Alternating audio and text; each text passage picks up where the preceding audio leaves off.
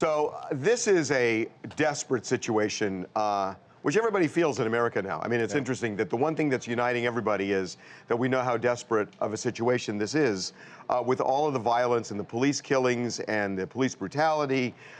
It's as bad as I remember in my lifetime, and honestly. That includes the 60s. It absolutely includes the 60s. So there are a lot of people in the hip-hop world who are getting involved now, which is a good thing that, you know, people are really now trying to figure it out. And we have two sides of the coin that we want to show you. Yes, two very opposite sides of that coin. The first one being from a guy who's from Baton Rouge. That would be Lil Boosie. Sorry, not Lil, just Boosie. And we spoke to him just hours after the shooting happened in Baton Rouge, and we asked him, what is it going to take? And this is what we've been asking a lot of people in the hip hop community. Just what is it going to take for there to be a change here? What he said, by the way, you're going to see it right now. I find this really shocking. I would say the Alvin Sterling incident played a big part of it. And if, you know, that guy don't get indicted and sent to prison for life, it's going to be another war. It's going to be another shooting. It's going to keep on going on because, you know, if people feel like they're not protected by the police and the police trying to kill them, man, it's going to get worse. He is essentially saying there are more police who are going to die, who are going to be shot, who are going to be ambushed, assassinated, if they don't prosecute these two cops and prosecute them successfully. If people don't feel like they're getting justice. His point is, right now, people don't feel like they're getting justice, and so there are people who are angry enough to go out and do, and stupid enough to go out and do things like what we saw happen in Baton Rouge. I don't think Boosie is necessarily embracing that. No, he's not saying he wants it. He's not saying he wants it at all. He doesn't say it as if it's something that he subscribes to. What he's basically saying is that the frustration has mounted to a level where you have fringe people, and really to do something like this, you'd have to be insane. Really, to be honest with you, the moment that the veil was lifted off of police brutality and these videos were being shared across the country, one thing that happened was a lot of African Americans, we shared in grief. It wasn't just the situations, because before we always knew that stuff like this was happening in our communities, but we weren't touching each other with it because we didn't have the technology to do so. And now there's sort of a collective frustration that's building to something, and we need to find out what we're going to do about it. And a frustration, I should say, that's building even outside of the African American community.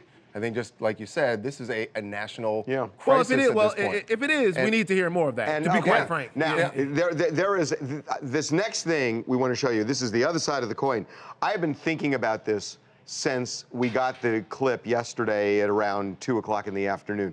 We got Will.i.am out, and he was at remember that there were a bunch of leaders in the black community who got together in Los Angeles at Cedric the Entertainer's home in the San Fernando Valley last week, and they were talking about solutions. Well, some of them got together. I am fascinated by what he said. I think we need to put our energy on building up our communities ourselves. Okay.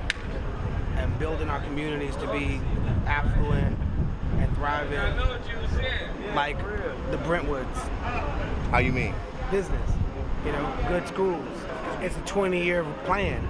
We've never thought that far. When that happens, there is no cop problems, because there ain't no cop problems in Brentwood.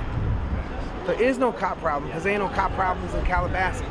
We just need to, like, power up, build our communities up, and put a real earmark on when we want to see results. So, I mean, Calabasas has become known, you know, and there were some people who used to call it the Black Beverly Hills. But I found it so fascinating that he would equate Calabasas with some of the problems and some really poor... Well, in saying that there aren't issues there, and we should look at why there aren't issues there. And well, part of it is that everybody who moves there is rich. Well, we should try to emulate that. But you know what? But that's what I like about what he said. First of all, look, it's no one's gonna... This is not an easy thing to solve, but at least you're hearing somebody actually offering an option here. Here's something that we can do. Oh, well, and it's a long-term plan. But it's a really good plan. We could, if we all just got rich, then we wouldn't have any of these issues. Well, that's why I found this so interesting. That didn't you? I found it so weird. I mean, to be honest with you, a lot of what we're talking about when we're dealing with these issues is not even so much a war on an ethnicity, it's a war on poverty, to be honest with you. Right. Because it's socioeconomical. Yeah, so poverty breeds a lot of these things, and sort of our race is sometimes just an indicator of class. But what he's saying to me is a little bit off. I don't know. It's weird if we all of a sudden were Brentwood. Of course, we would eliminate some of these problems, but that doesn't mean that we don't have rights as Americans that should be respected wherever we live in whatever socioeconomic state that we're in. So a 20-year plan is good, but how about respecting our lives like right regardless now? Regardless of whether you have wealth or not. Right. Hello, this is Richie from Michigan. The thing with Boosie's comment is it's a very dangerous comment. When you say something like there will be a retaliation or there might be a retaliation, and then at the end of it, you turn around and say, but I'm going to tell people to calm down. It's almost like you're advocating the violence. And that's just not a smart move for somebody who is followed by hundreds upon thousands, if not millions of people worldwide. Could certainly interpret it that way if you just hear the general thought. I don't think If you don't hear the full, if you don't hear the full thing. Right. Right.